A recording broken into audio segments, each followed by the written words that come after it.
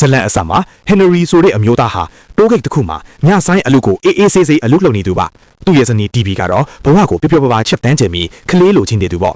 တနေ့မှာတော့သူ့တငယ်ချင်းအဲ့ဒီကနေမကောင်းဖြစ်နေတဲ့ဂျိုးဆိုသူကိုခေါ်လာပြီးသူတို့ရဲ့ baseball အသင်းမှာလူလိုနေလို့လူစားဝင်ကစားပေးဖို့ဟန်နရီကိုလာခေါ်ပါတယ်တကယ်တော့ဒါဟာအယောင်ပြတာပါအဲ့ဒီတို့အဖွဲ့ဟာဘန်းတစ်ခုကိုဝင်သမျှတိုက်ဖို့ကြံစီထားတာဖြစ်ပြီးဟန်နရီကတော့ဘာမှမသိပဲကားထဲမှာစောင့်နေခဲ့ပါတယ်ဘန်ထဲမှာအချက်ပေးခေါင်းလောင်းတန်းမိလာပြီးအဲ့ဒီတို့ထွက်ပြေးသွားတဲ့အခါကားထဲမှာကြံနေခဲ့တဲ့ဟန်နရီပဲအဖမ်းခံလိုက်ရပါတယ်ရဲတွေကဒါမင်းလို့တာမဟုတ်မှငါတို့သိတယ်မင်းတငယ်ချင်းတွေအကြောင်းပြောပြလိုက်ပါလို့စီးယုံပေမဲ့ဟန်နရီကတော့ဘာမှမပြောပဲနှုတ်ဆက်နေခဲ့တာကြောင့်ထောင်တန်း3ရက်ချမှတ်ခံလိုက်ရပါတယ်ထောင်ထဲမှာဟန်နရီဟာဝါရင်အကျဉ်းသားကြီး Max နဲ့ဆုံပါတယ်ဟန်နရီနဲ့ Max တို့ထောင်ထဲမှာပထမဆုံးစတင်တွေ့ဆုံခြင်းမှာ Max ကဟန်နရီကိုဘာအမှုနဲ့ထောင်ချတာလဲလို့စာမိပါတယ်ဟန်နရီကဘန်ဒါပြမှုလို့ဖြေတဲ့အခါ Max ကကောင်းတယ်မင်းကယူသားတယ်ပွင့်လေငါသဘောကျတယ်လို့ပြန်ပြောခဲ့ပါတယ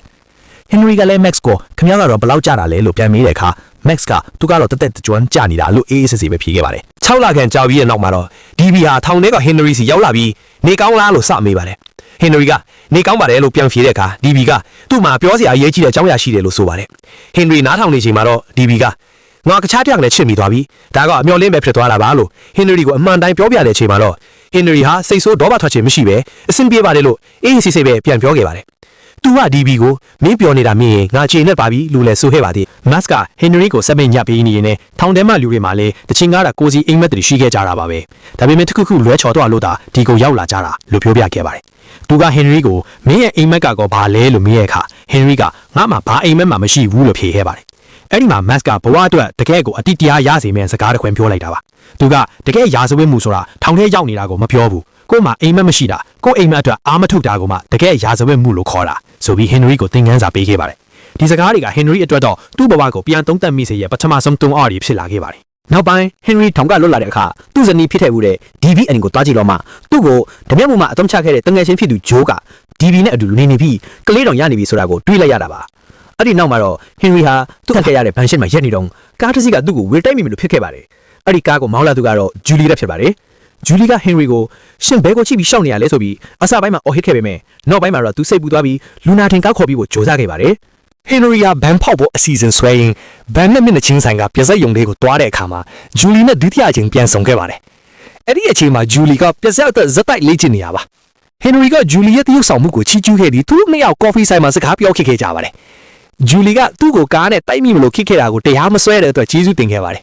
အဲ့ဒီအချိန်မှာပဲသူဟာအရင်ကဘန်ဖောက်ဖို့ကြိုးစားခဲ့တဲ့လွှိုင်ခေါင်းအချောင်းကိုသတင်းစာထဲမှာဖတ်လိုက်ရပြီးအကျဉ်းတစ်ခုရသွားပါတယ်ငါဒီအမှုအတွက်ထောင်လေးကြားခဲ့ပြီပဲအခုတော့တကယ်ပဲအဲ့ဒီဘန်ကိုဖောက်တော့မယ်ဆိုပြီးဆုံးဖြတ်လိုက်ပါတယ်သူဟာထောင်ထဲက Max ကိုအာလမခံတဲ့ lot အောက်ကူညီပေးပြီးသူတို့နှစ်ယောက်ပေါင်းကဘန်နဲ့မျက်နှာချင်းဆိုင်ကပြက်ဆက်ယုံတွေကနေလွှိုင်ခေါင်းတူးဖို့ပြင်းကြပါတယ်အဲ့ဒီမှာလွှိုင်ခေါင်းရှိတဲ့ပြက်ဆက်ယုံလေးကိုဝင်ထွက်နိုင်ဖို့အတွက် Max ကပြက်ဆက်ယုံမှာဇေနာဝန်ထမ်းဝင်လုပ်ပြီးဟန်နရီကတော့မထင်မှတ်ပဲပြက်ဆက်ထဲမှာမင်းသားအချက်တရုပ်ဆောင်ကိုအရွေးခံလိုက်ရပါတယ်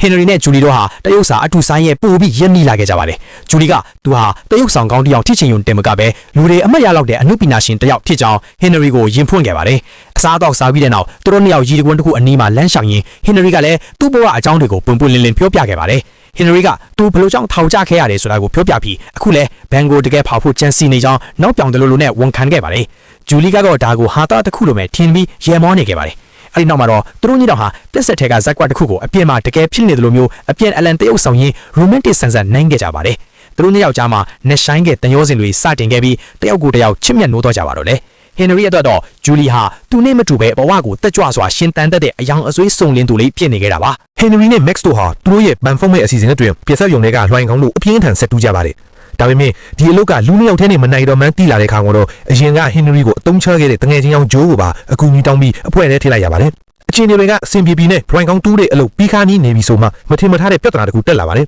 အဲ့ဒါကတော့အရင်ကဟန်နရီကိုဖမ်းခဲ့တဲ့ရဲအရာရှိ Frank ကသူတို့ဘာလုပ်နေတယ်လဲဆိုတာကိုရိပ်မိသွားတာပါပဲဒါပေမဲ့သူကဟန်နရီတို့ကိုဖမ်းမဲ့အစားဘန်တွေကငွေတွေအကြောင်းအချက်လက်ပေးပြီးဝေစုတောင်းကကြံရပါအဖြစ်ပါဝင်လာခဲ့ပါတယ်ဟန်နရီဟာစင်ပေါ်မှာတယောက်ဆောင်တင်နန်းတက်နေရတယ်လို့တစ်ဖက်မှာလည်း Max ဂျိုးတို့နဲ့အတူမိအောက်လွှိုင်ခေါင်းကိုတူးနေရပါတယ်ဂျူလီနဲ့ဟန်နရီတို့ဟာပက်ဆက်တူကပြရင်တန်ရုံးစင်ဖြစ်လာကြပါတယ်ဂျူလီကဟန်နရီရဲ့ဘန်ဖောက်မဲ့အစီအစဉ်ကိုတီးသွားတဲ့အခါစိတ်ပြတ်သွားပြီးမြင်ဟန်နရီကတော့သူ့အစီအစဉ်ကိုမဖျက်ခဲ့ပါဘူးလွှိုင်ခေါင်းတူးတဲ့အလုပ်ပြီးကနေတဲ့အချိန်မှာအဲ့ဒီဟာဟန်နရီတို့စီရောက်လာပြီးဂျိုးစီကနေအစီအစဉ်အားလုံးကိုတီထားပြီးဖြစ်ကြောင်းနဲ့သူ့ကိုလည်းအဖွေထဲထည့်ဖို့ပြောပါတယ်Max ကဒီလူကဘသူလဲလို့မေးတဲ့အခါ အေဒီကရမ်းရမ်းဆိုင်ဆိုင်နဲ့ငါပါဝဲမယ်မဟုတ်ရင်မင်းတို့အားလုံးအပြင်ထွက်လိုက်ဆိုပြီးချိန်ချော့ပါတယ်မက်စ်ကသူ့ကိုထွက်သွားဖို့ပြောတဲ့အခါအေဒီကစိတ်လျှော့ပါအပူကြီးကလူခေါ်ပြီးမက်စ်ကိုအထင်သေးတဲ့ပုံစံနဲ့ထည့်ပြီးပြောဆိုခဲ့ပါတယ်မက်စ်ကမင်းဘာလို့ကျင်တာလဲလို့မေးတဲ့အခါအေဒီကပတ်စံပေါ်လို့ပြန်ဖြေရင်သူတို့ရဲ့စနစ်တကျပြင်ဆင်ထားတဲ့အစီအစဉ်တွေကိုအတင်းထမင်းဝင်ပါခဲ့တာဖြစ်ပါတယ်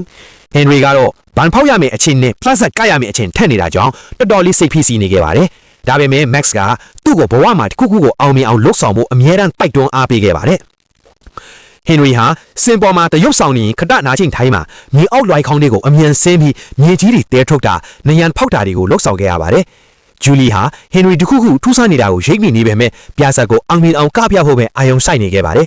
အဲ့ဒီဟာအစီအစဉ်လဲကိုအတင်းဓမ္မဝန်ပါလာပြီးနောက်သူတို့အားလုံးဟာဗန်တိုက်ထဲကိုရောက်ဖို့လွှိုင်ခေါင်းကိုအပိတက်တူခဲ့ကြပါတယ်သူတို့ဟာဘန်းနဲ့အချက်ပေးစနစ်တွေကိုဖျက်တောက်ဖို့စ조사နေတာဖြစ်ပါတယ်ပိုက်ဆံတွေအောင်မြင်စွာရရှိသွားတဲ့အခါမှာတော့အဲ့ဒီရဲ့တကယ်ရုပ်မှန်ပေါ်လာပါတယ်သူဟာအတူတူအလုပ်လုပ်ခဲ့တဲ့ Max နဲ့ Joe တို့ကိုတနက်နဲ့ချင်းချောက်ပြီးပိုက်ဆံအားလုံးကိုတယောက်တည်းယူဖို့စ조사ခဲ့တာပါအဲ့ဒီက Max ကိုတနက်နဲ့ဖြစ်မဲ့လုပ်တဲ့အချိန်မှာ Henry ကဝင်တားခဲ့ပါတယ်အဲ့ဒီမှာ Henry ဟာတန်ရာရသွားပြီမဲ့သူတို့တွေအဲ့ဒီကိုပြန်လဲတိုက်ခိုက်နိုင်ခဲ့ပြီးလွှမ်းကောင်းစဲမှာပဲပိတ်လောင်ထားခဲ့နိုင်ခဲ့ပါတယ်သူတို့တွေငွေအိတ်တွေနဲ့အတူကားပေါ်ရောက်ပြီးထွက်ပြေးဖို့အစင်သင့်ချစ်နေချိန်မှာ Henry ကရုတ်တရက်ကားပေါ်ကဆင်းလိုက်ပါတယ် Max ကမင်းဘာလုပ်တာလဲလို့မေးတဲ့အခါ Henry ကသူဟာဒီပိုက်ဆံတွေထက်ပိုအရေးကြီးတဲ့အရာရှိရာကိုပြန်သွားရမယ်လို့ဆုံးဖြတ်ထည့်တာပါဟန်နရီဟာဒန်ယာရီနဲ့ပဲပြားဆက်စင်ပေါ်ကိုပြိုင်းတက်သွားပြီးဂျူလီကိုချီကဇညွန်းနဲ့မှမပါတဲ့စကားတွေနဲ့သူ့ရဲ့ချစ်စစ်ကိုဖွင့်ပြောခဲ့ပါတယ်သူကငါမင်းကိုချစ်တယ်ငါတို့မော်စကိုကိုအတူတူသွားကြရအောင်လို့ပြောလိုက်တဲ့အခါဂျူလီလည်းသူ့ရဲ့စိတ်ရင်းကိုနားလေသွားပြီးလက်ခံလိုက်ပါတော့တယ်တစ်ခါမှလည်းမက်စ်ဟာငွေအိတ်တွေကိုယူပြီးလွတ်လပ်သွားခဲ့ပါတယ်ဒါပေမဲ့သူဟာဟန်နရီအတွက်ဝေစုကိုလည်းချန်ထားပေးခဲ့တယ်လို့ဂျူလီဟာဟင်နရီကိုကြည့်ပြီးဝမ်းနဲ့ဝမ်းသာဖြစ်သွားခဲ့ရပါတယ်ဟင်နရီဟာပိုက်ဆံထက်တန်ဖိုးရှိတဲ့သူ့ရဲ့အိမ်မက်နဲ့အချစ်ကိုရွေးချယ်ခဲ့တာကြောင့်ဂျူလီကလည်းသူ့ကိုလက်ခံလိုက်ပြီးသူတို့နှစ်ယောက်အတူတူဘဝတစ္ဆာဖို့ဆုံးဖြတ်လိုက်ကြပါတော့တယ်